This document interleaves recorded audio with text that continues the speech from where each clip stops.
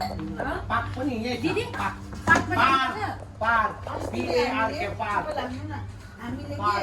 भन्नु न बोल्नै दिन्न हो मलाई चाहिँ आमाले के भन्छ थाहा छ पाकमा पनि जाने नि त आमाले अर्कै पनि भन्छ हिसाबलाई त जिसाब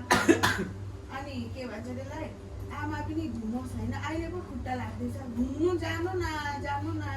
भन्दा जान्न नि एक दिन त खर गरेर लोगे यहीँदेखिको गन पार्को गरेको हो उमेर हुँदा पो सबैलाई घुम्छ आमा अहिले खुट्टा हुँदा जब खुट्टा कुम्चिन्छ नि कहीँ हिँड्नु पाउँदैन आपा त घुमेको घुमै हो आपा त आजसम्म पार्कमा घुम्न जानु भएको छैन आपा गुवाहाटीको जूमा कति बेर गइरहेको छ आपा कता थाहा त तर तिमीलाई पनि त थाहा छैन त मैले त फोटोहरू पनि देखेको आपाको त जोरहाटको कता त्यो भेको त यस्तो ठुलो स्टलहरू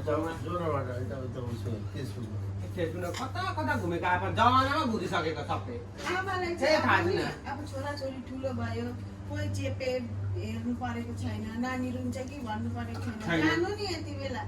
जानु भन्छु तपाईँ गयो भने ए खर्ची दुई रात परिसक्यो यस्तो हुन्छ थाहा छ आमाको बिहान ए उठ बिहान भयो भन्छ होइन 12 बजीतिर टिल्ला घाममा ए रात परे छिटो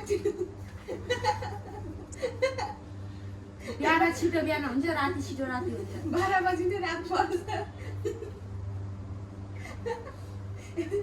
रोशनीलाई यहाँ त्यो अस्ति झगडा परेर होइन त्यहाँदेखिको आज चाहिँ यसको काम छेर्नु जाने भन्छ राति भोलि छेर्नु जानुपर्छ ल बिहान हप्ता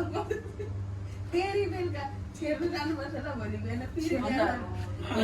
पैसा छ भने नि त निकाल्छ के गर्ने त्यही भएर बचपनदेखिको पैसा राखिदिएको भए त हुन्थ्यो 3 सालसम्म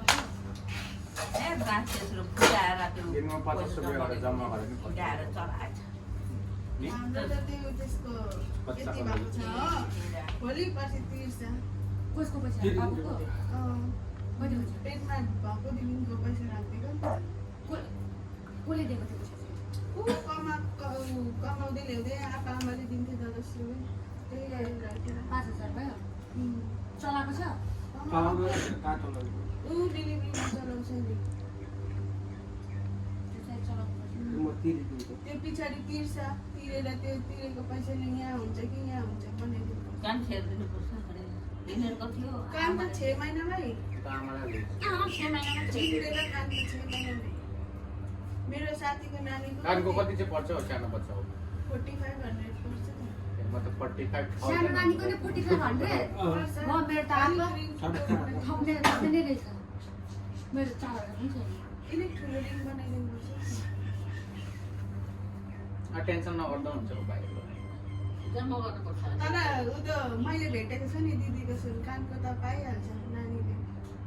मैले सुन भेटेको नि त यहाँ दिदीको सुन एकताल 1100 रुपियाँ पैसा 1100 दिदीकै भेटेको हो छात्रे दादाको नानीहरू जाँदाखेरि चाहिँ अब नौरानमा काम सकेर आउँदा दिदीलाई सल पैसा हालेर दिएको रहेछ थाहा थिएन दिदीले सल मात्रै निकालेछ दिदीले चाहिँ सोचेछ पैसा पनि दिनुपर्ने किन नदिएको भनेर होइन अनि त्यो प्लास्टिक चाहिँ फेरि दिदीले यसरी फ्याँकेको रहेछ अनि थाहा पनि थियो मैले यसो बढाल्दै जाँदा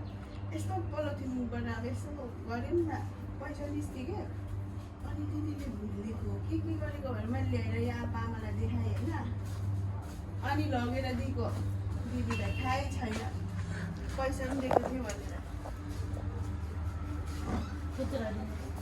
अनि सुनको काम बताउने मान्छे अर्कै छ जाऊ त